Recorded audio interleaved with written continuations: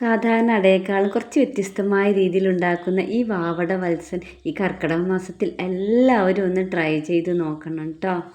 Hi hello, നമ്മുടെ കർക്കിടക വാവട വളരെ healthy ആയിട്ടും ടേസ്റ്റി ആയിട്ട് എങ്ങനെയാണ് ഉണ്ടാക്കണമെന്നാണ് കേട്ടോ ഈ വീഡിയോയിലൂടെ കാണിക്കുന്നത്. അപ്പോൾ വീഡിയോ ആദ്യമായിട്ട് കാണുന്നവരെല്ലാവരും ചാനലൊക്കെ ഒന്ന് സബ്സ്ക്രൈബ് ചെയ്ത് സപ്പോർട്ട് ചെയ്യണേ. കൂടെ ബെൽ ബട്ടണും കൂടി ഒന്ന് പ്രസ് ചെയ്തേക്കണം. നമുക്ക് നേരെ വീഡിയോയിലോട്ട് പോവാം. ആദ്യം തന്നെ നന്നായി കഴുകി വൃത്തിയാക്കിയ വാഴയില നമ്മളിങ്ങനെ തീയിൽ കാണിച്ച് വാട്ടിയെടുക്കുന്നുണ്ട്. എന്തായാലും വാട്ടിയെടുക്കണം കേട്ടോ. ഏത് രീതിയിൽ വേണമെങ്കിൽ നിങ്ങൾക്ക് വാട്ടിയെടുക്കാം. നമ്മൾ സാധാരണ അട ഉണ്ടാക്കണ പോലെ അല്ല കേട്ടോ ഉണ്ടാക്കുന്നത്, അതുകൊണ്ടാണേ.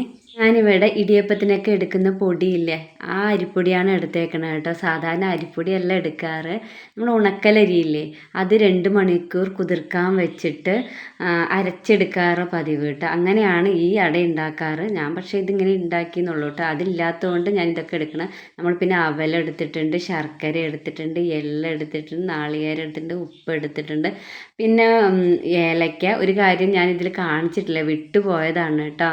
നമ്മുടെ അരിപ്പൊടിയിലോട്ട് നമ്മൾ എടുത്തു വെച്ച് പകുതി എള്ള ഇട്ട് കൊടുക്കുന്നുണ്ട് കേട്ടോ. നമ്മുടെ ഈ എള്ളിൽ ഒരുപാട് കാൽസ്യം, മഗ്നീഷ്യം, പൊട്ടാസ്യം അങ്ങനെ ഒരുപാട് കാര്യങ്ങൾ അടങ്ങിയിട്ടുണ്ട് കേട്ടോ. അതുപോലെ മുടി കൊഴിച്ചിൽ തടയാനും മുടി നല്ല ബലത്തോടു കൂടി വളരാനും ഇത് സഹായിക്കും കേട്ടോ.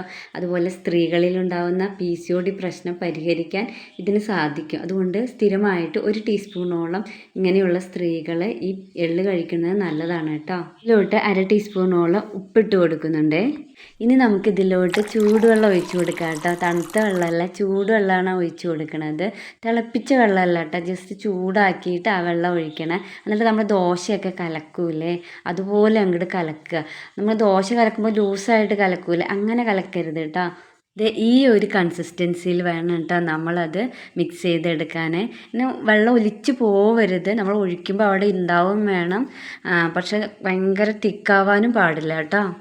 ഇനി നമുക്ക് നമ്മുടെ അവലും എള്ളും കൂടി ഒരുമിച്ച് ഒന്ന് ചൂടാക്കി എടുക്കണം. നമ്മുടെ അവലൊക്കെ ഒരു കിലുകിലാന്നൊരു സൗണ്ട് വരും, ആ ഒരു രീതിയിൽ എടുക്കണം. അതുപോലെ തന്നെ നമ്മുടെ എള്ള് പൊട്ടും കേട്ടോ. ഞാൻ നന്നായി ചൂടായ ശേഷമാണ് നമ്മൾ ഇത് ഇട്ട് കൊടുത്തത്, അതുകൊണ്ട് തന്നെ പെട്ടെന്നായി കേട്ടോ. ഞാൻ മുഴുവനൊന്നും കാണിച്ചില്ല, പെട്ടെന്ന് അത് എടുക്കുവാണ്. കിലുകിലാന്ന് സൗണ്ടൊക്കെ വന്നു കേട്ടോ, അപ്പോൾ പെട്ടെന്ന് എടുത്തു കേട്ടോ. ഇനി നമുക്കൊരു ബൗളെടുത്ത് അതിലോട്ട് നമ്മൾ എടുത്ത് വെച്ച തേങ്ങ, ശർക്കര, പിന്നെ അവലും എള്ളും കൂടി ചൂടാക്കിയില്ലേ അതും കൂടി ഇട്ട് കൊടുക്കാം. പിന്നെ 2 ഏലക്ക ചതച്ചത് ഇട്ട് കൊടുക്കാം കേട്ടോ. അതിലോട്ട് 1 ടീസ്പൂണോളം നെയ്യ് ഒഴിച്ച് കൊടുത്തിട്ടുണ്ട് കേട്ടോ. എന്നിട്ട് നമ്മൾ നന്നായിട്ടൊന്ന് മിക്സ് ചെയ്ത് കൊടുക്കുന്നുണ്ട്. നമ്മളെ വീഡിയോയിൽ കാണിക്കാൻ വിട്ടുപോയതാട്ടോ നെയ്യ് ഒഴിക്കണത്. പിന്നെ നമുക്കൊരു വാഴയിലോട്ട് നമ്മളിത് ഒഴിച്ച് കൊടുക്കുന്നുണ്ട്. കുറച്ച് ഒഴിച്ച് കൊടുത്താൽ മതി കേട്ടോ. എന്നിട്ട് നന്നായിട്ട് ദോശയ്ക്ക് ഇങ്ങനെ പരത്തില്ല അതുപോലെ ഇങ്ങനെ റൗണ്ട് ആക്കണം കേട്ടോ. ഞാൻ സ്പീഡിൽ കാണിക്കണം, അതിൻ്റെ ഇതെന്ന് പറഞ്ഞാൽ ലെങ്ത്ത് ആയിപ്പോൾ, അതുകൊണ്ടാണ് നമ്മൾ സ്പീഡിൽ കാണിക്കുന്നത്. പിന്നെ നമ്മുടെ ഫില്ലിങ്സ് വെച്ച് കൊടുക്കാം കേട്ടോ. ഫില്ലിങ്സ് വെച്ച് കൊടുത്തിട്ട് ആവശ്യത്തിന് വെച്ച് കൊടുക്കുക. ഒരുപാട് തിക്കായിട്ട് പരത്തരുത്, കുറച്ച് തിന്നായിട്ട് തന്നെ പരത്തണം കേട്ടോ. നമുക്ക് സാധാരണ അടയ്ക്കണ പോലെ അടയ്ക്കാം. ഇതുപോലെ തന്നെ നമുക്ക് എല്ലാം ഒന്ന് ചെയ്തെടുക്കാം കേട്ടോ. ഇനി നമുക്കിതൊക്കെ ഒന്ന് ആവി കയറ്റിയെടുക്കാം കേട്ടോ. നമ്മുടെ ഇഡ്ഡലി പാത്രത്തിൽ ഒരു 15 മിനിറ്റിന് ശേഷം നമ്മളിത് വന്ന് തുറന്ന് നോക്കുവാണെങ്കിൽ എല്ലാം വെന്ത് വന്നിട്ടുണ്ട് കേട്ടോ.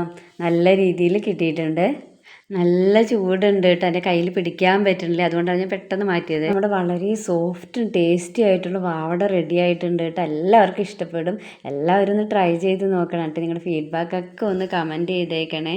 വീഡിയോ ഇഷ്ടപ്പെട്ടാൽ നിങ്ങളുടെ ഫ്രണ്ട്സിനും ഫാമിലിക്കൊക്കെ ഒന്ന് ഷെയർ ചെയ്ത് കൊടുത്തോളൂ കേട്ടോ.